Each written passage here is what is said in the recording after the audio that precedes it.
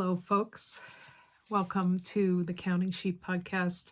This is episode 56, and my name is Ruth, and this is my little small corner of the YouTube universe where I come to you and every 2 weeks or so with crochet content, knitting content, spinning yarn, and any of the shenanigans I get up to in and around my sheep farm in Vermont.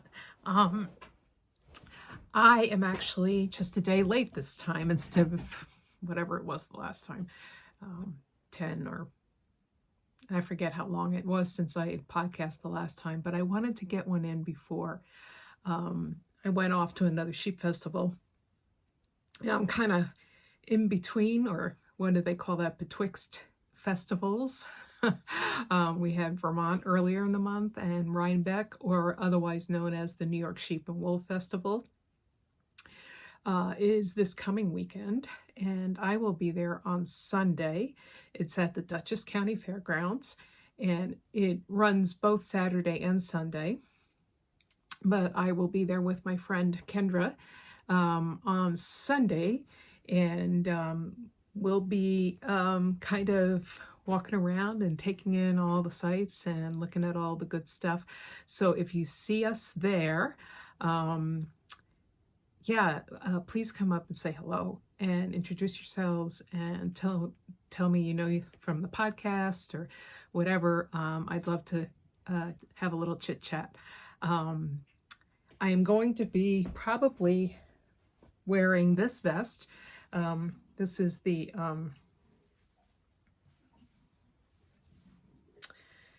Mosaic Cardi vest by No Bad Stitches, which I completed several weeks ago, and I thought I'd wear it out. It's a nice layer.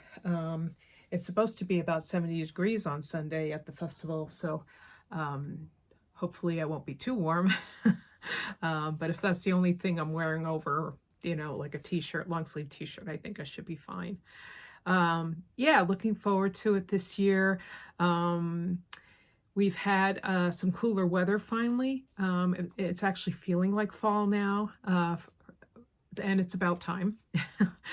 We've had a hard frost, and there's still some outside things we need to do around here at the farm, like actually take the vegetable garden down, and but we have all of our hay for the sheep for the over the winter. If you're new here, my husband and I have a small sheep farm. We have 4 sheep, and we have 6 chickens who live out in the barn. And it's always kind of like, especially this year with the drought, and we're still in a drought state here in Vermont, even though we've had some rain. Getting in the hay is kind of critical. That's the fodder that gets you through the winter for the sheep. So that's what they eat. So we're so happy to have a barn full of hay for them. It was brought to my attention that I am really kind of not good, right? It's like a self-criticism. I haven't been really good about putting my social kind of stuff up on YouTube here, as well as saying it here on the podcast. So if you want to follow me on kind of the social media outlets, I'm going to put it up on the screen. I'll also try to make sure I put it down in the down bar below the video. But on Ravelry, I am rabbitlady, and that's simply because I used to own Angora rabbits going on a long time ago now. So, and I at the time when I joined Ravelry, I really had no idea what kind of name I should give myself. So that one just popped in my head, and it's been it's stuck with me ever since. So rabbitlady on Ravelry. On Instagram and Threads, I am countingsheepatsunrisehill, and I'll put that up on the screen as well. And then on Facebook, I'm also Counting Sheep, but Counting Sheep, they're separate words. So counting is with a capital C, and sheep is with a capital S. So that's where you can find me on the socials. And like I alluded to before, I was at the Vermont Sheep and Wool Festival early in the month, and had a wonderful time. I spent the first 2 hours of Sunday morning spinning in the floral hall with the Six Loose Ladies, which is, if you don't know, a really fabulous yarn and fiber shop in Chester, Vermont. And so spent time catching up with those ladies and showing off some spinning. Yeah, and then I got to pack up my wheel into my car and then enjoy the festival. So I walked through. It was in the 80s that day. I have to say, it was really too warm, I think, for myself. I don't like it when it's that warm, so I tried to take it easy. I indulged in a maple creamy, and for those who don't know what that is, it's a maple flavored soft ice cream that you can get in Vermont during the summer, practically anywhere. So I indulged in that because I really needed to just cool off. And thankfully they had some really good food vendors there. I had brought my lunch because notoriously, it seems like anytime I don't bring my lunch, the food lines are like miles long. So I did bring my lunch, but I treated myself to that maple creamy too. Yeah, I have some pictures that I will put up at the end of the podcast. I didn't take too much footage, but you'll get the vibe of the day. I think everybody was having a really good time, and the sun was out, and so, and there was fiber to be had, so it was all good. So yeah, so Vermont was really nice, and I will show you some of the things I picked up there. Well, I have yammered on now for quite a bit, so I really should jump into what we're all here for, and that's the crochet and knitting content that I usually have. I always start off with crocheting if you're new here. By the way, if you are new, thank you for joining me. And if you are with me for a long time, thank you for coming back. I really appreciate it. So I do have a finished object in crochet. If you were with me the last time, I was making some kind of fall decor items. I made a pumpkin, and then I had this little pumpkin and this little skull, which are out of A Year of Amigurumi Friends. It's a book, and these are featured in on the October page. So every month you get a couple of animals to make. And I decided to make Olivia the Owl, and the last time she was just a disembodied head. And now I get to show you her entirely done. So there she is. She has her wings, her body, her feet, legs, and her little tail. Yeah, she was a lot of fun to make. She's supposed to get buttons down the front, but because of the way that the pattern was skewing kind of anyway, crochet normally skews, but for this, they recommend you doing crochet through yarn under technique to not have it skew, but I found it skewed anyway. Maybe I'm not doing it right. That could be a very real possibility, but since it did skew, I elected not to put the buttons on, because this is supposed to look like a little suit or something. But yeah, I think she looks fine without it. Yeah, because to put buttons on would have kind of it was messing with my with my center, like it just didn't look right. So, but anyway, this is Olivia the Owl. I did put safety eyes in her. And what else can I tell you about her? Obviously, head and neck or head and body are done separately, as are all the other little pieces, these eye patches and the ears, and you sew that all on later. And not my first choice in construction. I'd rather be able to crochet it all together, you know, and not have to sew it, but so be it. I soldiered on and I managed to complete her. So yeah, she's really cute.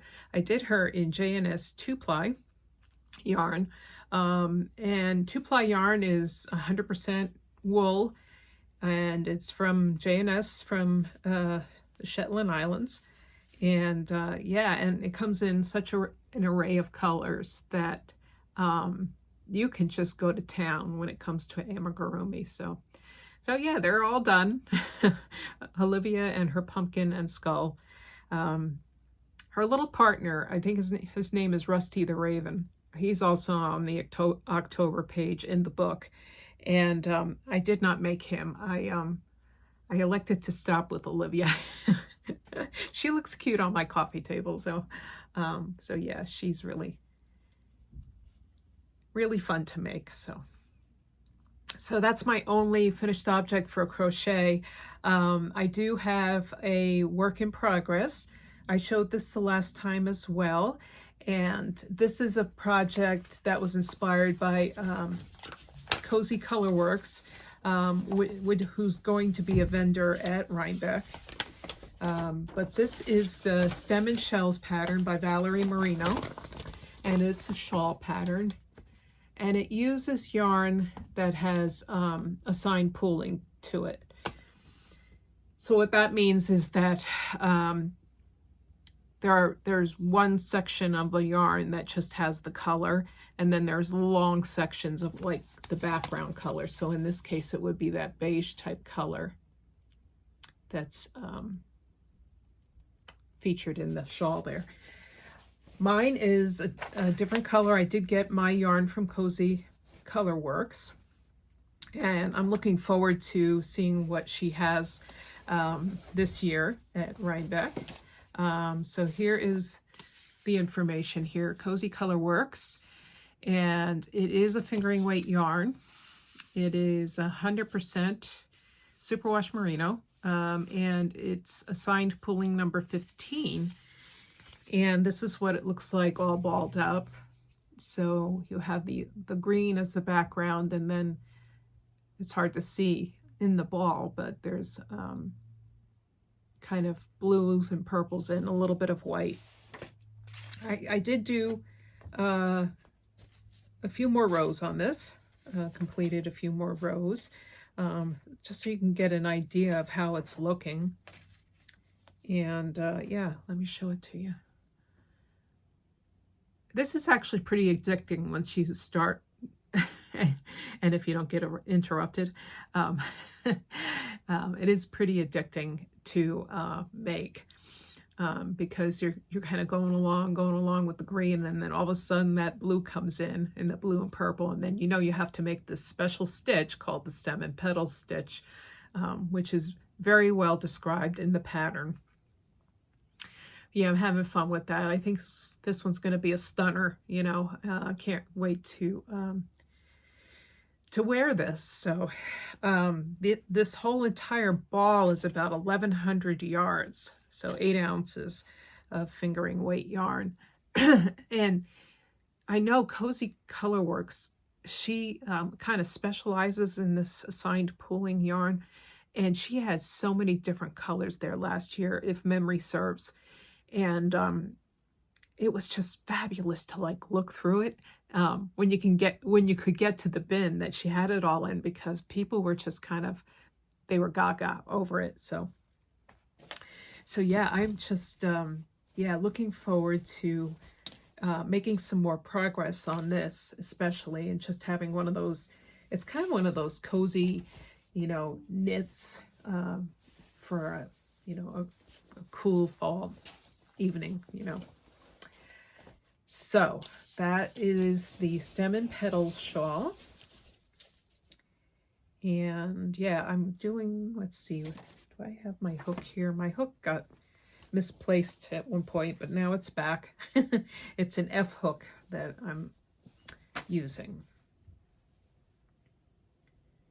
All right, how's my chicken bag? I got this chicken bag at the New Hampshire Sheep and Wool Festival, in May, in the spring, and I am trying to figure out the vendor. I thought I had put her card in here, but I think I neglected to do that. So if I can figure out who makes these bags, I mean, she had all sorts, but I went for the chicken bag because I have chickens. All right. So moving along, I think that's all I have in crochet this time around. In knitting, I have a finished object. Woohoo! As you know, I showed this vest. I'm gonna wear this on Sunday. This is the Mosaic Cardi vest by Nomad Stitches, and I did this in JCRennie Supersoft yarn, which is from Scotland. Comes in a vast array of colors, so kind of the world is your oyster when it comes to choosing colors. Anyway, I had a lot left over. The yardage is incredible, especially since you have, for this vest, you use 7 different colors. So I showed these the last time, but I wasn't all that far along.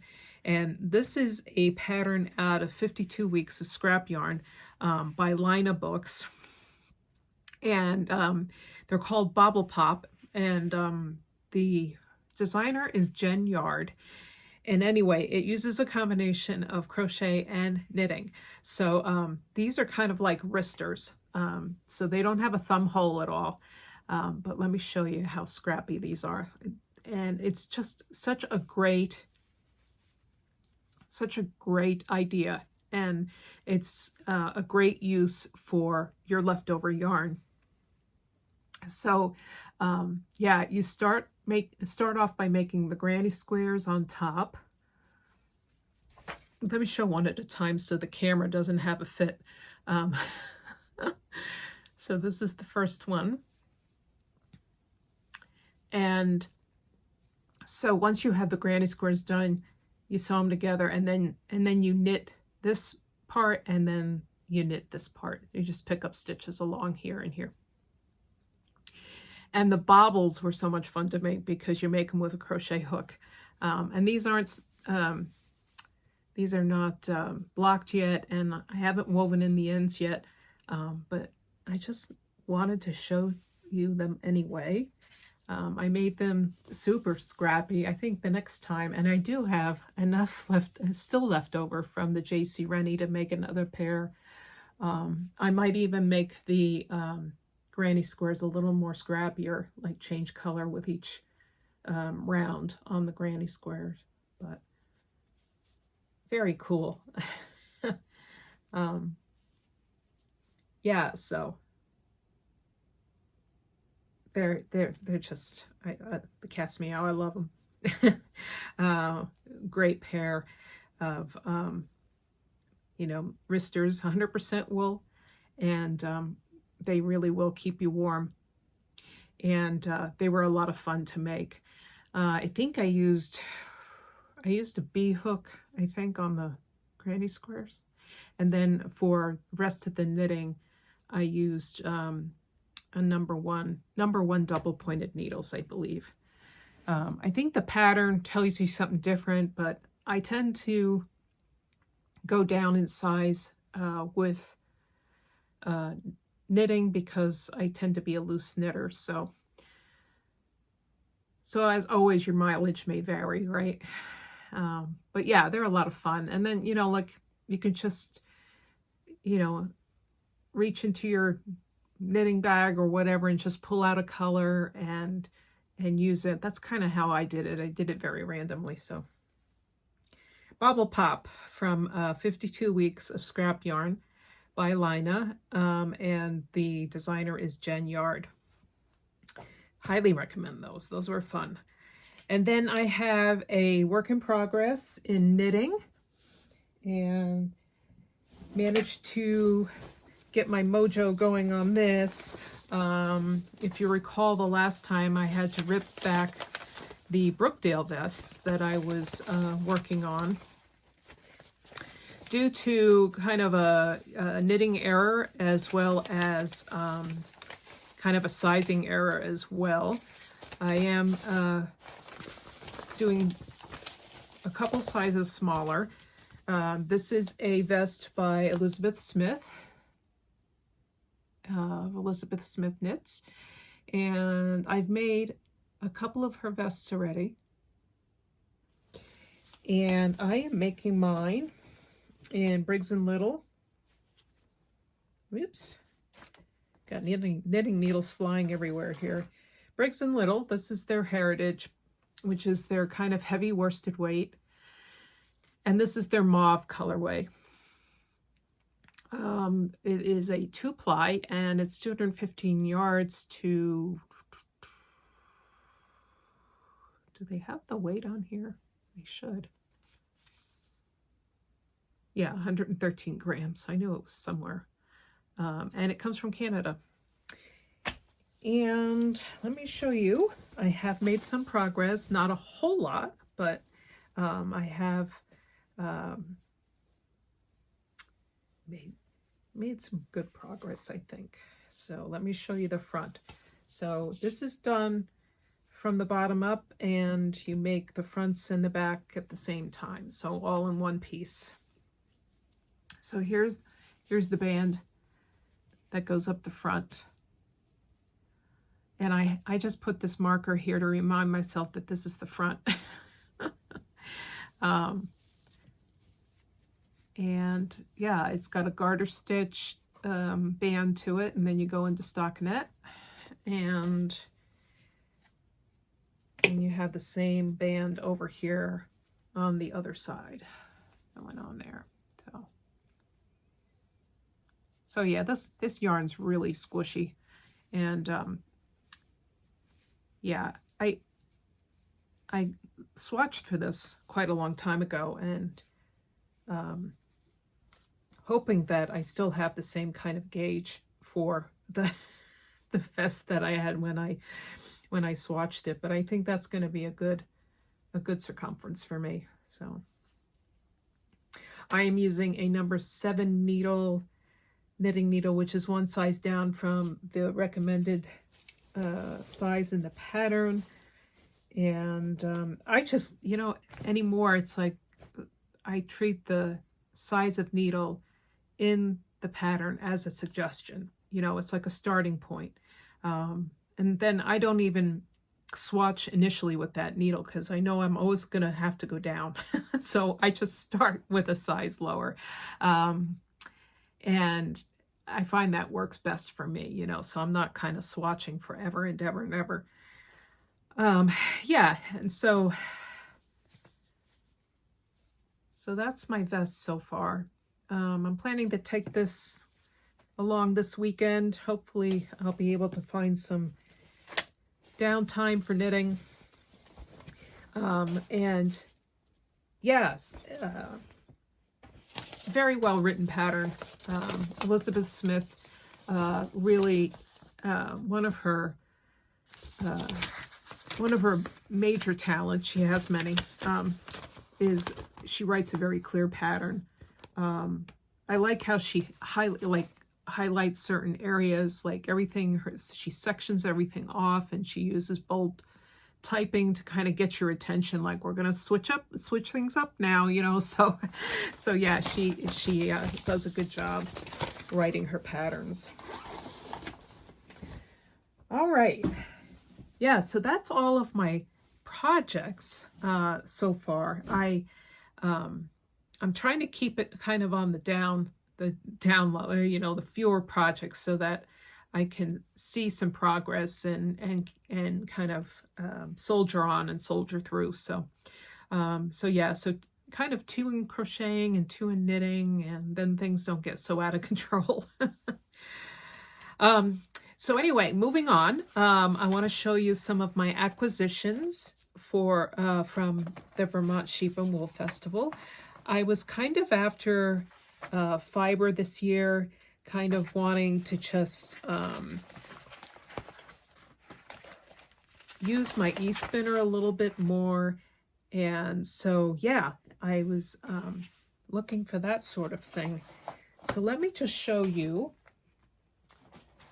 Came across a booth, and they are Laurel Edge Farm. And I'll put it on the screen, Laurel Edge Farm.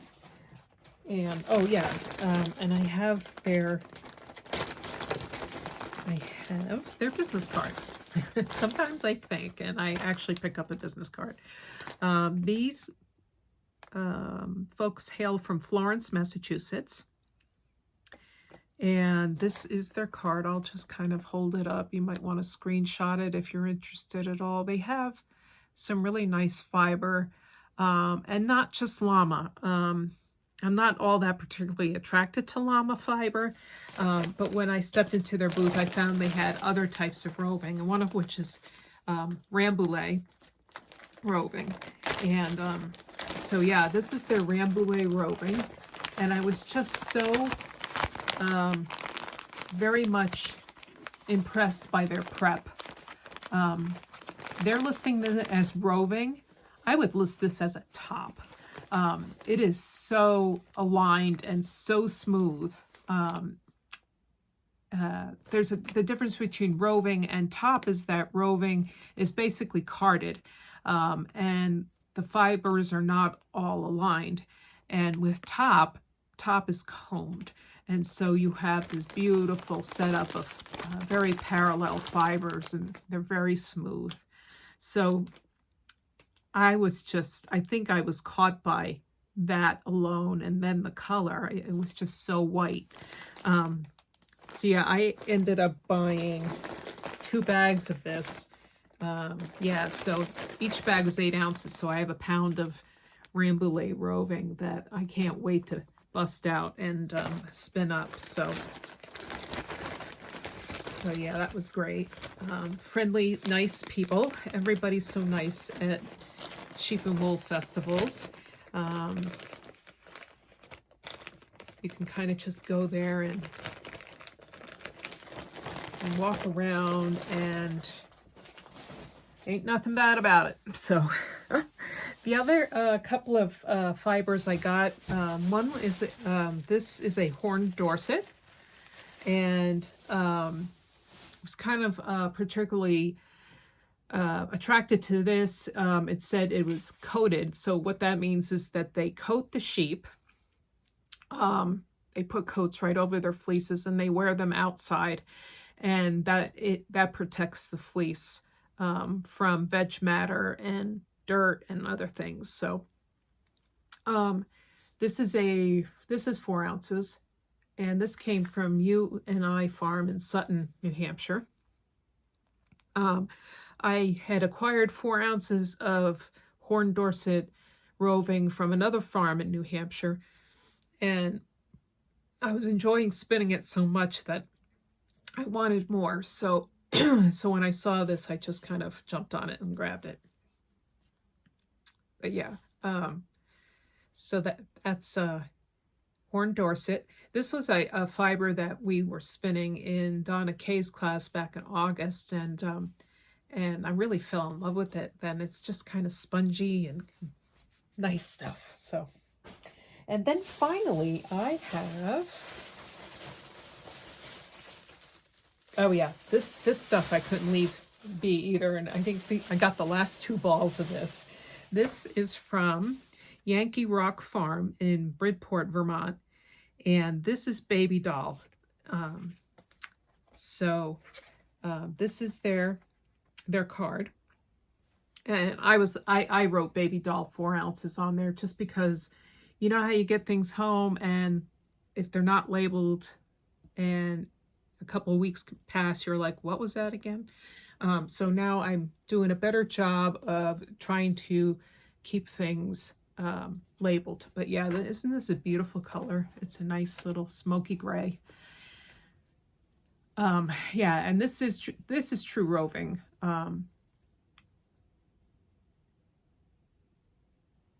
Yeah, and I love it. It says a pasture-born, forage-fed flock. And I found this over in the barn where the animals are. And just, yeah, I think I did. I got the last 2 balls of this. And so they're 4 ounces each, I believe. So I want to spin up some baby doll and see what comes of that. So yeah. The other thing they had there, I might mention, is they had a tent or an overhead. I should say it's like an open-ended barn with a true roof on it. Just for, it was like a designer's type of showing. So what several designers did was come and set up a booth just to show off their designs. And one of them caught my eye especially, and I'm missing her name, and if I figure it out, I'll put it up here. But what I was attracted to was the fact that she had a lot of Tunisian crochet designs of her own. And I ended up taking her card and going on Ravelry later, because that's how she kind of worked things. Nothing was for sale. It was just kind of exhibition. And so, like I said, if I find her card and I remember, I'll put her name up. But she had not only the Tunisian crochet patterns, which were very creative. She also had regular crochet patterns for shawls and sweaters and vests and that sort of thing. So she really is another one of these people who takes crochet to a different level, you know. And I was really impressed with her designs. So. One more thing I acquired, and this was not at the festival. I ended up going to spin with the Six Loose Ladies again, this time in their shop. It's the second Sunday of every month. They have kind of a afternoon of spinning, and they call themselves the Odd Bobbin Spinners, and they meet from 1 to 4 at their shop in Chester, Vermont. And so, as you can imagine, it's quite a candy store for the spinner. They have nice rovings there, yarns, magazines, that sort of thing. And I saw this magazine, and it was kind of new to me. I haven't seen it around at all. And it's published by Long Thread Media, who are the people who brought us Interweave, Interweave Knits magazine. Also brought us Interweave Crochet magazine, which I thought by far was the best crochet magazine. And I was so disappointed when they stopped printing it.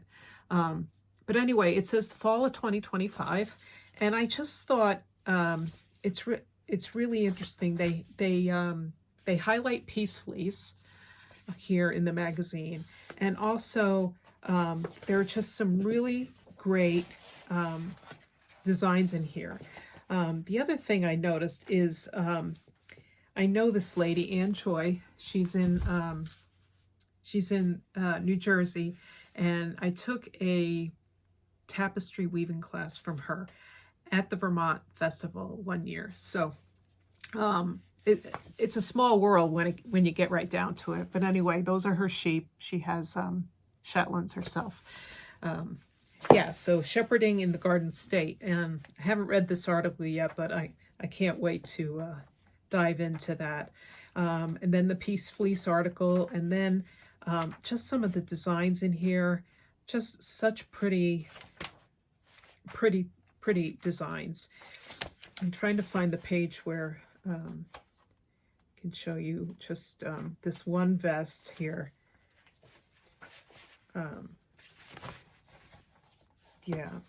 So anyway, it's a Fair Isle vest. Yeah, there it is. That's really pretty.